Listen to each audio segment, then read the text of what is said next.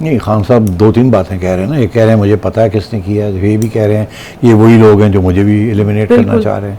फिर उन्होंने कहा कि मैंने उसे कहा था कि तुम्हारी लाइफ खतरे में, तुम चले जाओ, मुल्क से चले जाओ। अब सवाल कुछ और भी खड़े हो गए हैं, चाहिए खान साहब को इनका भी जवाब दे दें, फिर हम इसको बात को आगे ले जाएंगे। क्योंकि कीनिया से जो खबरें आ रही हैं वो अभी तक पुलिस जो है वहाँ वो मिस्टेकन आइडेंटिटी की बात कर रही है, मगर और भी कॉम्प्लिकेशंस आ रही हैं। मगर ये क्या कि किसी किस्म की लिंक है between the killing of Arshad या यहाँ की इस्टेब्लिशमेंट, वो किसी जगह पे भी इस्टेब्लिश नहीं हुई, और ना ही बाय द वे होगी।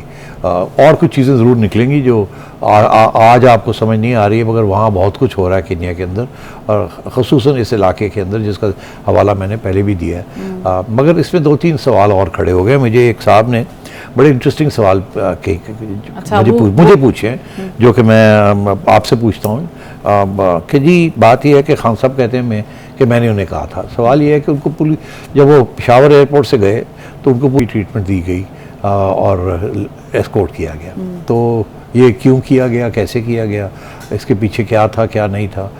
तो इससे कबल वो 2 माह बिल्कुल खामोश रहे, फिर एकदम उठ के चले गए। तो वो 2 माह जो खामोशी थी वो क्यों थी। फिर ये दुबई में गए तो ये वहाँ किसके पास ठहरे, क्या हुआ, किसने इनका टिकट के पैसे दिए, किसने इनको कीनिया भेजा, ये सारे सवाल जो है हमें आज तक नहीं पता चला। ये कीनिया क्या करने गए थे, इस इलाके में क्या करने गए थे, किसके पास वहाँ वो ठहरे थे, वो उसका क्या ताल्लुक़ है। कोई कहता है कि ड्राइवर उनका भाई है, कोई कहता है नहीं वो तो ड्राइवर था। तो इस किस्म की बातें हैं। यहाँ तक ये बात आ रही है कि जिसके पास ये ठहरे हुए थे वो कोई आर्म्स डीलर हैं। ये भी बात अब अखबारों में आनी शुरू हो गई है, कीनिया के अखबारों के अंदर, कि इस किस्म की चीज़ें भी चल रही हैं। अब बात यह है कि खान साहब के पास जवाब तो नहीं है, मगर इल्ज़ाम बहुत हैं, और मैं समझता हूँ बहुत नुकसान अपना भी कर रहे हैं और सबका। इस किस्म की बेबुनियाद किस्म की इल्ज़ाम लगाना इस बड़ी संजीदगी के साथ, ये this is not a good thing. अलबत्ता ये ज़रूर है कि यहाँ इस मुल्क के अंदर बड़ा तशद्दुद हुआ है, बड़े लोग डिसअपेयर हुए हैं, और हर हुकूमत यही कहती है कि हमारे बस की बात नहीं है। इशारे जो होते हैं आपको पता किस तरफ होते हैं, तो इसलिए वो कहते हैं कि अगर ऐसी चीज़ें होंगी इस मुल्क में तो फिर इस किस्म के इल्ज़ाम भी लगते हैं।